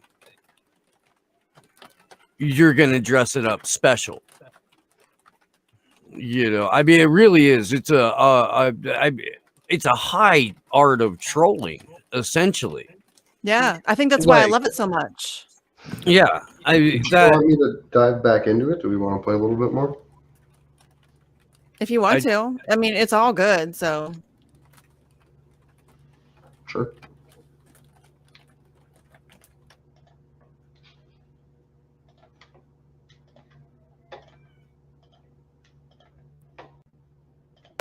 Both of our parliamentary systems are based on the ancient Republic of Rome. One thing the Romans knew too well was that the more powerful you became, the more you needed to be challenged and held to account. Who is there in this day and age to hold the powerful to account? A greatly diminished free press, perhaps, which your extradition threatens to its core? Whistleblowers who you throw in jail? Your deeply divided partisan political system? I think not. Gentlemen, if it is not just the destruction of Julian Assange that you seek, but also what he represents, then I ask you to consider this. Politics today feels like it is full of lies and liars. So many lies, layers upon layers of them. Call it our post-truth world or whatever. But we both know it is eating away at our parliaments and institutions of democracy. And you would know this better than anyone. The man whose administration you replaced has been caught out lying over 30,000 times during his presidency. Without a value on truth and truth-telling, there is only one path left to tread. And it gets more dark and more dangerous from here. Again, you should know this better than anyone after the desecration of your own capital, all because of lies, lying with no consequences and no accountability. What is there left if we demonstrate we don't value the truth, especially from our leaders? Lies are the cancer on our polity. You might truly believe that what was published by WikiLeaks on the Iraq War was stolen by a whistleblower, Chelsea Manning. And to quote Mike Pompeo, published by a hostile actor, Julian Assange, and WikiLeaks. But I ask you to please put politics and personality aside and ask yourself, how is it morally hostile that publishing war crimes, other criminality, exposing lies and deceit so that citizens know the truth? How is that hostile? I'm sure, like myself, on honest reflection, you were both angered and deeply saddened by some of the terrible things that were made public in these disclosures, things that needed to change. I'd ask you to reflect on the fact that everything published, the documents you are extraditing Assange over, were 100% factual and clearly in the public interest. No lies here, this is beyond dispute. Now, these disclosures may well make you uncomfortable, and the manner in which they are made public may make you angry. But surely citizens have a right to know what is done, the decisions that are made in their names, in their country's names, with their taxpayer dollars, especially when this involves invading another country and the aggression and tragic loss of life involved in a war. And I remind you, reliable estimates and credible estimates have put the civilian death toll of the Iraq War at over 1 million people. You see, it was a lie and a terrible deceit that led us to war in Iraq in the first place, your country and mine, and manufactured deception by some of the most powerful people and organisations on this planet. Perhaps the most egregious, dangerous lie of our time. And it appears they have all got away with it. By going after my fellow countryman Julian Assange, you are going after the truth teller of this terrible war, this dark chapter in our collective history. And by doing so, you are reminding people of this lie. They will not forget this. It is not acceptable.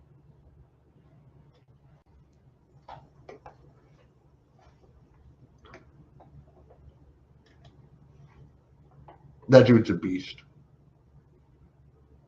That's really the only way to word that. Because we can't even get a U.S. politician to do that. The closest we got was Tulsi Gabbard, Thomas Massey, and that other guy that jumped in to sign the bill. The 3 bills, and that was it. You're muted, Steve. I mean, we can't. The fact that we cannot get a United States elected official to, it's even hard to like getting AOC to even say his name to Jeremy Scahill giving her a softball interview with softball questions, and she had a bullshit answer. You know, and that was after 2 years of us like constantly asking her to speak on it. You know, I remember when I tweeted about the fact that this was the first time she was speaking on it, and people were like, well, did you ask her?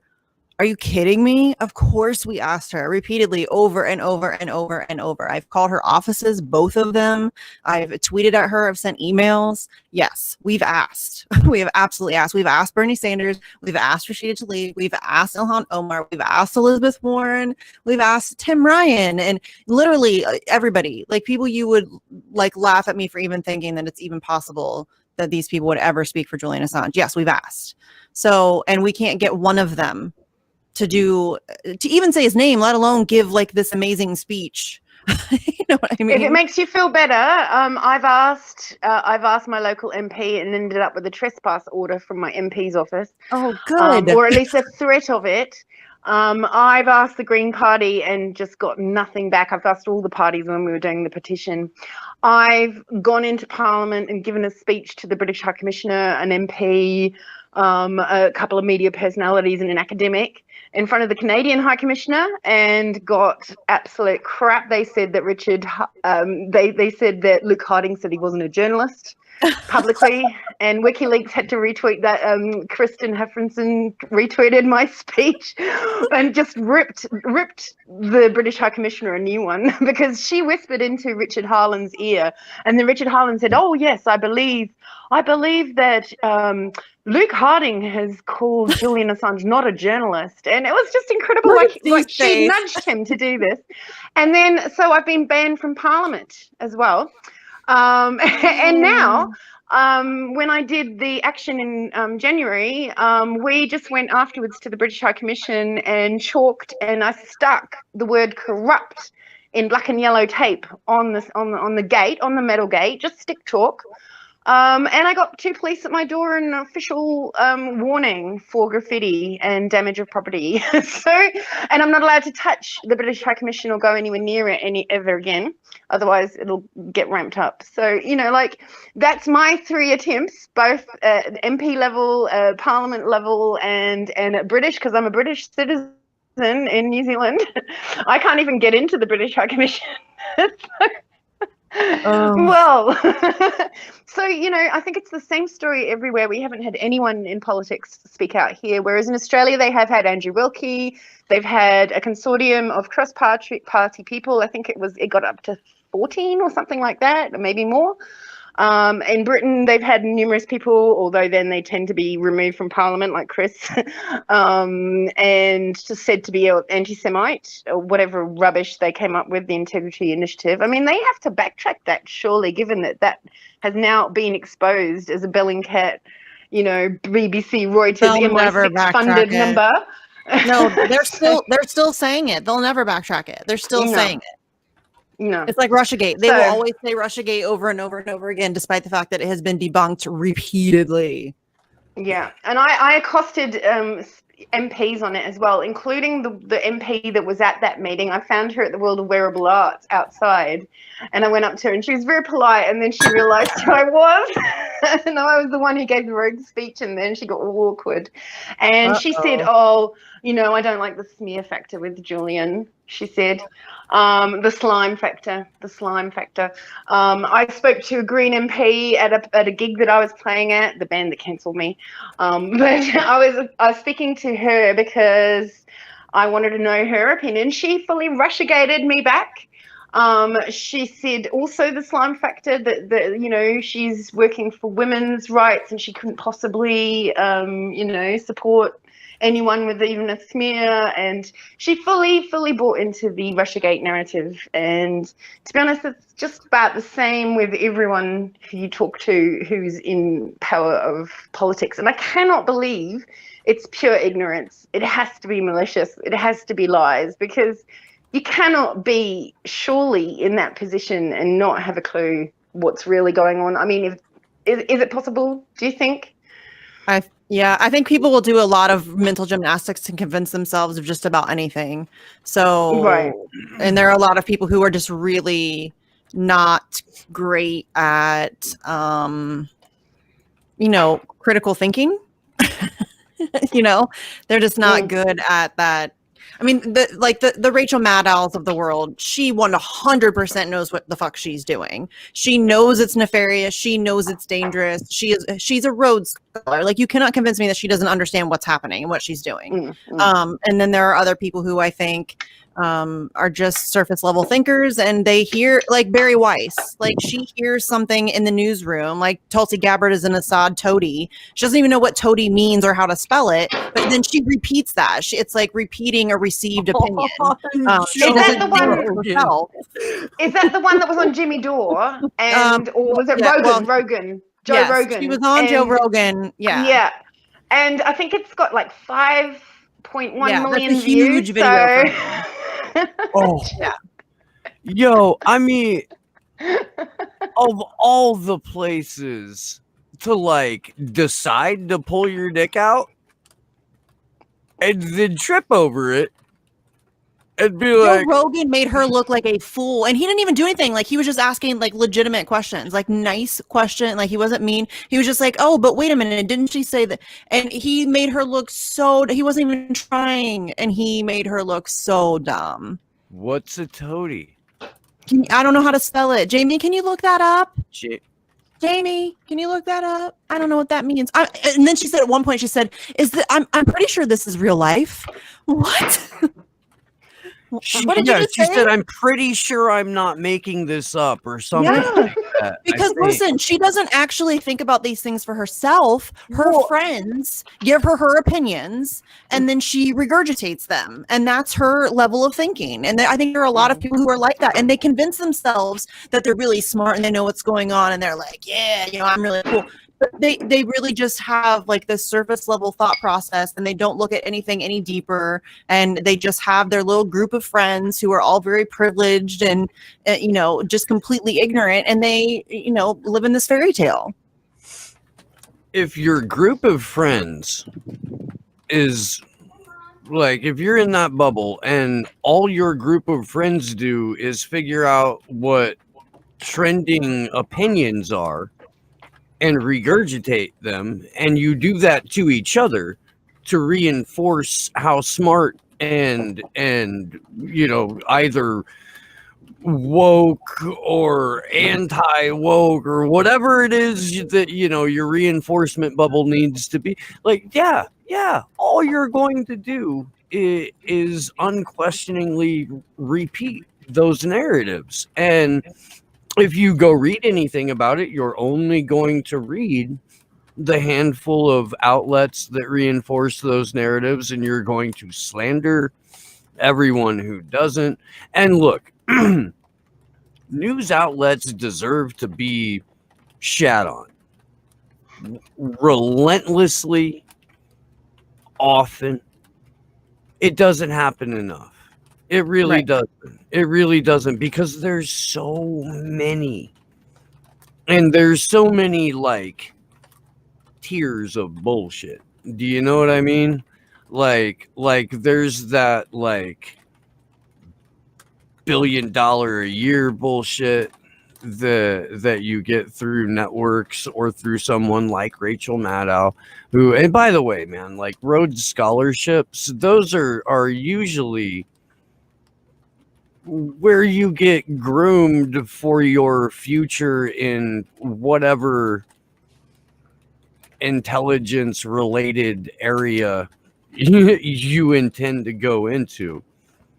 And in Rachel Maddow's case, she has a guess popular. I don't know. There's YouTube videos that get more. Didn't she call out the Iraq War lies, the weapons of mass destruction lies? She used to be long ass time ago. Yeah, she even called drones flying killer robots during the Obama years. She used to be okay. Like she was never great, because corporate media is corporate media. But there was a time when Rachel Maddow wasn't a complete propagandist piece of shit. She is a complete just money did that, or threats, probably, money, maybe, I don't know, but money, I think, and influence, power, being able to hobnob with Barack Obama and Michelle Obama and Hillary Clinton, and being able to go to those dinner parties and having that access to those kinds of people and that kind of power and that level of influence and the money. I think that's a very attractive thing for some people, and there it is. You want to have 40,000 a day or something, isn't it? 40,000, something like that. Yeah. That's pretty amazing. Yeah. People don't make that in a year in this country. No. There's a lot of people who don't make that a year. And she's doing it, lying to them, that people can continue to profit off the exploitation and murder of. It doesn't fucking matter to them. Like, it doesn't. But I mean, currently there's several countries that we're bombing. There's several more that we've destabilized. There's tons more that we're doing it through with economic destabilization. We haven't talked about it in a while. Like, you should go read Confessions of an Economic Hitman. Both of them. You should. Because it's not like it went away after the book came out. If anything, it's got a little bit better, and now they're gonna try it with crypto. They're gonna. Yeah. I don't know how successful that's going to be, but I mean, the attempts are currently being made to game and manipulate the cryptocurrency market. They're trying to do the same thing with silver now too. Mm-hmm.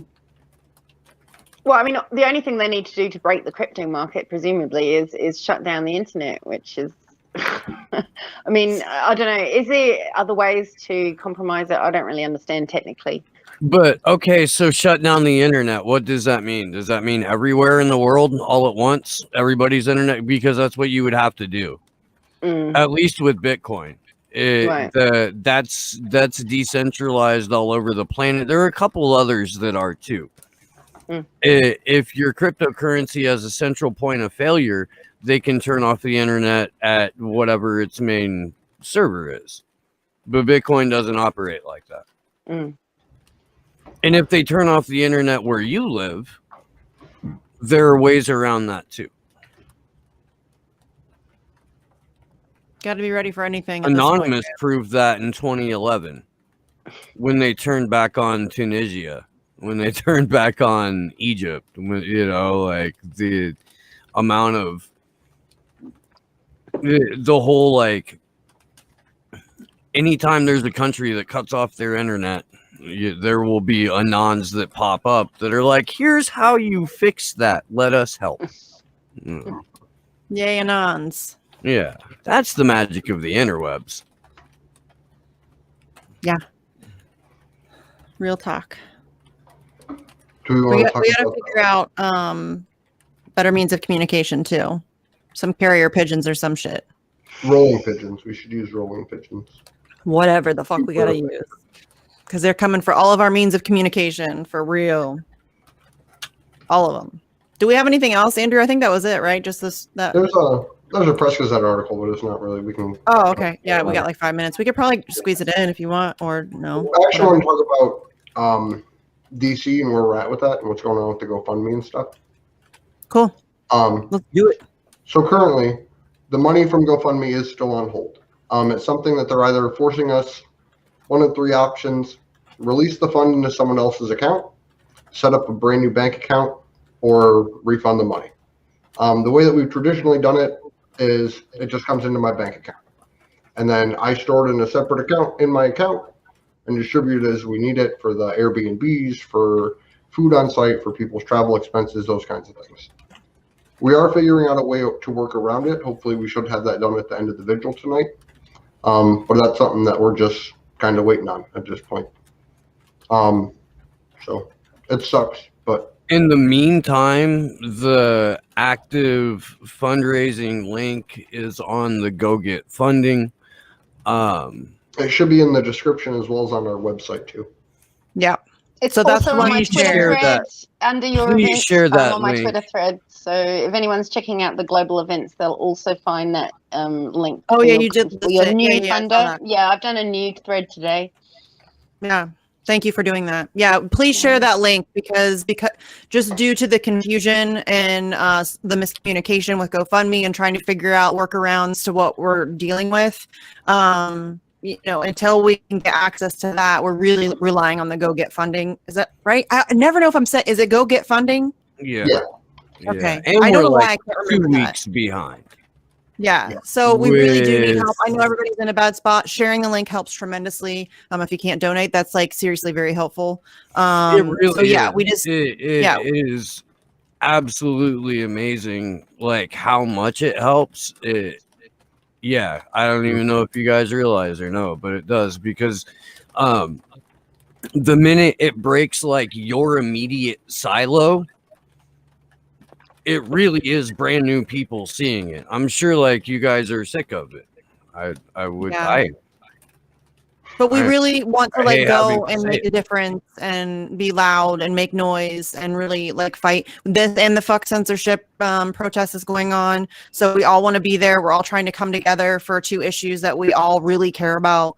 And we're trying to, I know that not everybody can go to protests. And again, if you are not able to make it to DC and you still want to like make a difference and do something, please organize something in your own neighborhood. We will help you. Like, we're not the best at it. We're not professionals. We're just some activists trying to do the best that we can. But we feel so passionately about this. Like, I'm willing to give my time up to help you figure things out and to figure out what permits you need or to how to advertise it. I will help you on social media to, you know, get the word out, whatever we can do. Like, we really want to make this you know, a global event and like have these continuously. I mean, we have the anniversary of his arrest coming up in April, on April 11th.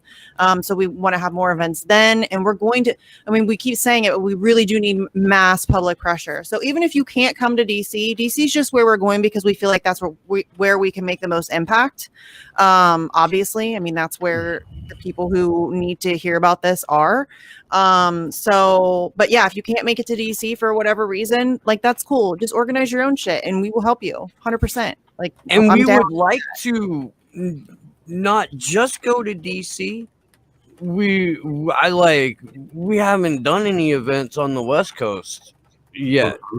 Yeah, we want to start branching out a little bit, but you know, that's just where we've been going because I think we all just kind of agreed at this point right now that's kind of the best spot for us to be at. Yeah, there's a San Francisco Assange group though. Yeah, that could really use some support. So if you're in the Bay Area, I'm down for like go do that. Prisoner. Yeah, if you're in the Bay Area. Okay, so can I have a little brag moment? Is that okay? Can I pat myself on the back for 1 second? Because I think I had my very first like matchmaker, like real matchup. I hooked somebody up on Twitter with Paula's group in Boston, and they went to the most recent event for the first time, and I felt like a little teary-eyed about that because like I did that, you guys. Like, I helped grow the Boston crew by 1, and that feels pretty cool. So I'm pretty proud of myself. Gotta invent the wins, you guys. You gotta invent the wins. And that's not even inventing it. That's just a win. That's another person doing something. It's pretty small, but yes, it's a win, and I'll fucking take it. that happened for me with the Denver group too. Oh yeah, I think I hooked somebody up with Denver, but I don't know if they've gone to any events at Denver. I know that they've like communicated, but I don't know if they've done anything. This was for the Human Rights Day thing, and then they came out to DC. It was Quinn. I don't know if you met Quinn or not, but yeah. I don't know. I met so many people, and I'm really bad at like. I get overwhelmed in social situations anyway, and I don't remember everything that happens. It's kind of like these shows. Like, I kind of black out a little bit. It's a defense mechanism, I think. I'm uncomfortable. Stop thinking.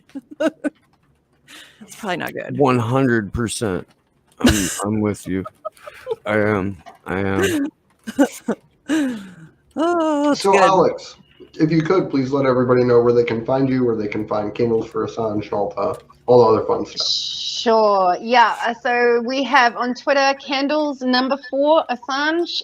We're regularly posting up any new events I hear about. There's a whole cluster from Boston, which was on the 8th through to the 20th. Mostly focusing on trying to get actions for the 17th, and we're helping with graphics if anyone needs anything. We've got that lovely template that you guys did for Clovers for Assange, and I'm just like reworking them for people on my phone. It's pretty basic, but yeah, then I've got for my own accounts it's Greenweaver Arch and also Free Assange New Zealand, NZ. On Twitter, and then we've got a Facebook group which is about 2.9 strong on Facebook, Candles for Assange. Also a page, and we also have an Action for Assange New Zealand group as well, which I regularly post in there. Obviously, having had my Facebook removed as Alex Hills, I'm now back as Alex Greenweaver, GRENWEAVER. So that's me, I think. Excellent. I would feel remiss if I didn't share this. In terms of the mechanical space sharks and the flamethrower. Oh boy. Okay. And Peter Wish Wilson. Right. The what the ear is seeing for Glory Jones is more like living a double life as a merman selling platinum to aliens. I don't even know what that means. I don't know what that means. Oh, Glory Jones. What goes on in that brain of yours, sister? Lordy. My name's Andrew Smith. You can follow me on Twitter at Andrew Zigman. You can follow us on Twitter at action_4 Assange. You can check out our website for all the information about DC. That's action4assange.com. And if you have any questions, you can reach out to us, actionforassange@protonmail.com. And I'm Misty Winston. You can find me on Twitter at Sarcasm Stardust. I have another show called Facts on the Ground with Jesse Zerwell. We are on Odyssey, Rockfin, and YouTube. For now, we're on YouTube. We'll see. We're not monetized, so we don't get picked on very much. But yeah, we just interviewed Danny Scherzen again, which was excellent. We have another. Stop hogging him. I love him so much, though. Seriously, Stop hogging Danny. Sorry. Stop it. Sorry. But I love him. Seriously, he's one of my favorite people to talk to. Just fucking deal with it, Steve. Yeah, so check that interview out. The only person I really hog is Jared Beck. And Whitney. No, that's not fair. Whitney That's not has fair. a number of shows that she goes on. No, I'm just super intimidated by Whitney. Vagabond. I get it. I'm just super intimidated by Whitney, so I'm like afraid to ask her to come on my show because I don't want her to come on my show because I don't want to say dumb stuff in front of Whitney Webb because I will, and so I'm just not gonna have her on my show. That's the way I'm dealing with that. So, yeah. Anyways, we're still doing the writing campaign. I've like really been terrible about it. My life has been kind of a mess recently. I'm gonna try to get more disciplined on that, which is funny because there is no discipline in this body. But yeah, so letter writing campaign, mostly I've been focusing on Merrick Garland. I think I have 10 letters out or ready to go out now. I've been kind of stockpiling them over the past couple of weeks, like writing like one every couple of days or whatever. And then also if you want help finding people in your area who are also Assange supporters, hit me up on Twitter. I have a thread going where we're kind of like trying to keep track of each other and people are following each other, connecting, starting DMs. And again, I don't think it's going to be something that like will take, unless you already have like a Boston, like if you're like near Boston or Denver, where there's already an established group. It might take a little while before we can find a lot of people, not a lot, but even like a handful of people to get a group going. But like I think if we just stick with it, we can help people find each other to get more active locally, which would be nice. So yeah, share the Go Get Funding link. I always feel like I'm forgetting stuff, guys. I really should like write shit down, but I'm not that organized. Anyway, whatever. Go ahead, Steve. Our wonderful script. Huh? Our script? Oh, duh. Yeah. See, it's obvious I have a script, you guys. I'm totally scripted. I can't remember shit, and I say dumb things all the time, but I'm scripted. That's the script. Oh, and that's my role. That's my character. Honestly, I deserve an Oscar. Let's be real. I'm Steve Poikin, and I host a show called Slow News Day with my use guys, but your better than your co-host Glory Jones. Glory will be on Fault Lines tomorrow morning at early. I'm gonna go with early. I can't remember the exact time. I'm sorry, Jones. But we'll find out and we'll tweet that out too as well. If you do follow the show on Twitter or follow Glory Jones on Twitter, go check it in about 10 minutes. I'm going to drop some cartoons. Huh? 9:30 a.m. Eastern. Okay, that's what I thought, but I didn't want to fuck it up, so I figured I would loudly proclaim that I had no idea, and somebody would eventually yell at me. Thank you. I appreciate it. Can you remind us of the, so we've got the 2 noon, 17th and 18th of March in DC, but what about the 2 o'clock one? Where is that going to be? So the fuck censorship one? Yeah. So that's going to meet us at the CNN building, and we are together going to march to Google. Gotcha. Great. So once again, March 17th, Washington, D.C. If you're anywhere near there, please come out and see us. If you can't make it, but feel like you could probably grab a couple of people and go make a sign and make some noise, do that. Please do that. If you can donate to the Go Get Funding, please do that. If you can't, please share it. If you'd rather not do any of that, okay, I'd be cool. You know, I can't see word. Let's see. What am I doing? I'm flying this Sunday, so there is no slow news day this Sunday. Tomorrow, I'll have to tweet that out later. Y'all ain't even ready. Big thanks to everybody out there in the chat. You guys are freaking awesome. I'm amazed at just how, by and large, just wonderful the slow news day chat is, and the action for Assange chat. It's I don't know, dude. It's a wonderful little place. Magic.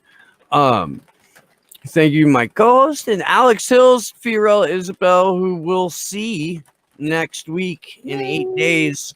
No, even less, because they get in on the 15th too. So we'll see them. Yeah, 6 days. Word. And we do hope to see you guys.